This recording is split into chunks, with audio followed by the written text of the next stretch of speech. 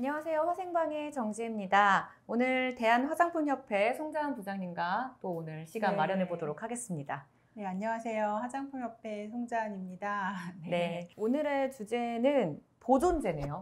화장품 그렇죠. 보존제. 음.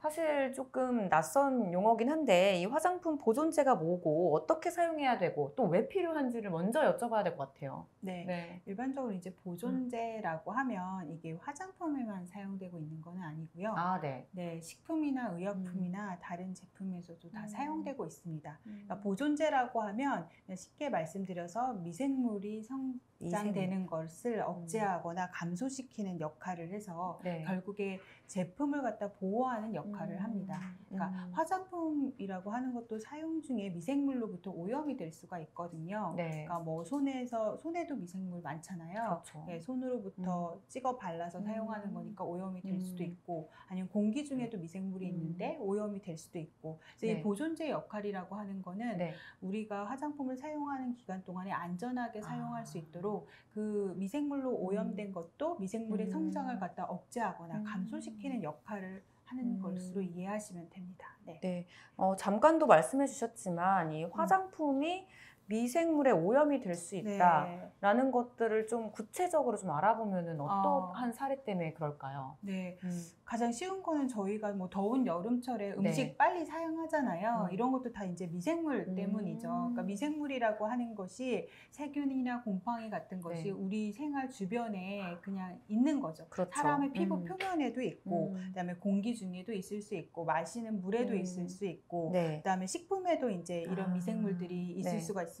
또 이제 미생물들이 주로 좋아하는 환경 같은 경우는 습기가 많고 축축한 환경, 이런 거 미생물이 성장하기가 좋거든요. 그래서 이제 화장품도 이제 사용하시다 보면 네. 이게 미생물에 오염될 환경에 놓여 있는 거죠. 그러니까 매일같이 아까 말씀드렸듯이 손으로 찍어서 보통 화장품 사용하시잖아요. 그러면 이제 손에 있는 세균들에 의해서 화장품이 오염이 될 네. 수도 있고, 그러면 뚜껑 열어놓고 그렇죠. 사용하다 보면 공기 중에서도 오염이 될 수 있고, 또 화장품이라고 하는 게 결국 물로 많이 이루어져 있잖아요. 그러니까 물이 있는 환경도 좋고 미생물이 잘 자랄 수 있는 환경이죠. 그래서 이렇게 화장품은 미생물이 이제 오염될 환경이 있으니까 화장품 내용물을 갖다 미생물이 성장하는 걸 억제하거나 감소하기 위해서 이렇게 보존제가 사용되는 거죠. 네, 그러면은 이제 이 화장품 회사에서 제조를 할 때 어떠한 보존제를 사용할까 이런 것들도 좀 고려를 해가지고 네. 선택을 해야 될 것 같은데 선택 기준이 따로 있겠죠? 네, 이제 화장품 이제 연구소에서 네. 그 화장품에 대해서 어떻게 하면 보존을 잘 시킬까, 어떤 보존제를 사용할까라고 하는 건 여러 가지를 고려하게 됩니다. 네. 그래서 이제 연구하시는 분들의 말씀을 들어보면 네네. 일단 안전한 보존제. 제일 중요하네요. 네, 그 다음에 안전하면서도 보존의 능력이 좋아야지 되겠죠. 그래서 효과가 좋은 보존제. 그리고 이제 제품 내에 다른 성분들하고는 어떻게 상호작용을 하는지, 그다음에 이제 용기와는 어떻게 상호작용을 하는지, 네. 그다음에 이런 거 화장품의 제형이라고 하면 이게 크림 타입인지 뭐 좀 물 물 타입인지 네. 그런 타입에 따라서도 네. 이제 보존제를 달리 선택을 하기도 하고요. 그래서 네. 이렇게 여러 가지 것들을 고려를 해서 그 제품에 알맞는 이제 보존제를 갖다가 선택하신다고 생각하시면 될 것 같아요.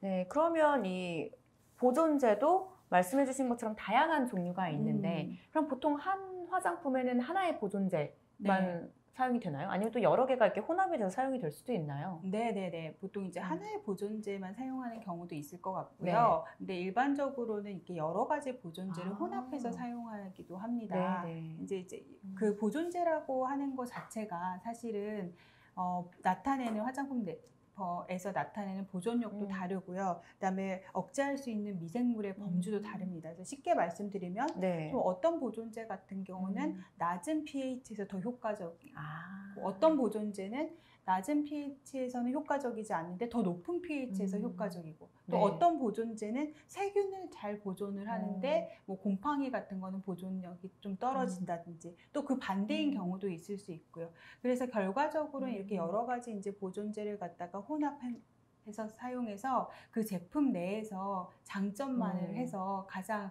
보존 능력을 발휘하는 거를 갖다가 한다고 생각을 하시면 될 것 같아요. 네. 굉장히 좀 과학적이다. 그쵸. 네. 다 이제 연구에 네. 의해서 네. 그 제품에 알맞는 보존제를 찾아내는 맞습니다. 거니까요. 네. 제가 부장님이랑 이야기를 하면서 화장품이 굉장히 과학적이다라는 느낌을 많이 들어요. 맞습니다. 이제 네. 화장품은 과학적이고 그다음에 이제 보다 보면은 우리가 일상생활에서 굉장히 쉽게 접하는 그러니까요. 것건 하는데 또 이제 어떤 법규적인 틀을 맞춰서 제품이 탄생을 하는 거죠. 네, 그러면 이렇게 화장품 보조제도 이러한 큰 역할을 하고 있는데 만약에 보존제가 없다면 우리 화장품은 좀 어떻게 될까? 이 점도 좀 궁금한데요. 아, 예, 네. 보존제가 없다라고 하면 일단 그 보존제 아까 역할이 말씀드린 대로 미생물이 성장되는 걸 갖다가 억제하는 역할을 하는 거잖아요. 네. 그러면 훨씬 더 세균이나 곰팡이가 빨리 증식을 할 수 그렇겠죠. 있겠죠. 네. 빨리 증식을 하게 되면은 수분 함량이 많은 제품 같은 경우 아까 미생물 같은 게 더 살기 좋은 환경이니까 네. 예, 일주일이나 더 짧은 아. 기간 내에 변질이 될 수도 있고요. 우리가 이제 변질되는 걸 막기 위해서 냉장고에 넣었다고 하더라도 꺼내서 쓸 때는 손이나 뭐 공기 중이나 오염이 계속 되는 거잖아요. 그렇죠. 그러니까 이게 안전성을 보장을 하기가 어려운 거죠. 네, 이렇게 이야기를 나눠보니까 보통 화장품 말고 이 유기농 화장품 같은 경우는 어떻게 되나? 여기에도 보존제 같은 역할을 하는 것이 있나? 이런 생각이 좀 드는데요. 네, 일단 모든 화장품에서 이게 보존이라고 하는 네. 거는 중요합니다. 그렇죠. 그래서 이 유기농 화장품도 예외는 아니고요. 이제 유기농 화장품 같은 경우에는 유기농법으로 된 어떤 농산물 같은 그 유기농의 원료를 갖다가 네. 많이 쓰긴 네, 하는데 네, 네. 이 유기농 화장품에서도 보존은 중요하기 때문에 보존의 역할을 할 수 있는 일부 그런 성분들은 예, 사용을 하고 있는 경우도 있습니다. 네. 네, 마지막으로 이 보고 계신 분들이 가장 궁금해할 점이 이 보존제가 안전하냐, 안전하지 네. 않냐 이 네. 부분일 것 같아요. 이 부분 마지막으로 좀 짚어보면 네. 안전한가요? 네네네. 지금 현재의 과학으로 네. 말씀할 때 안전하다고 할 수 있습니다. 왜냐하면 네. 화장품 회사에서 사용할 수 있는 보존제가 그 식약처의 고시로 정해져 있습니다. 그러니까 쉽게 말하면 식약처에서 위의 평가를 거쳐서 이제 이건 안전하게 일정한 농도 범위 내에서 사용할 수 있는 거에 그 보존제 리스트가 정해져 있고요. 네. 그 리스트의 범위 내에서 그 보존제를 갖다가 사용을 하고 있으니까 안전하다고 할 수 있습니다. 근데 우리나라에서 정해진 그 보존제 리스트는 뭐 유럽이나 뭐 일본이나 하는 네. 국가의 보존제 리스트하고도 네. 네, 거의 동등한 수준입니다. 네.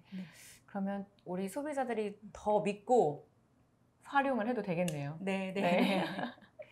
네, 우리 화장품에 관한 이야기 앞으로도 다양하게 전해드리겠습니다. 오늘 여기서 마무리하고요. 네. 그리고 좋아요, 구독 많이 많이 눌러주세요. 이렇게. 아, 이렇게. 네, 그럼 다음에 또 뵙겠습니다. 안녕.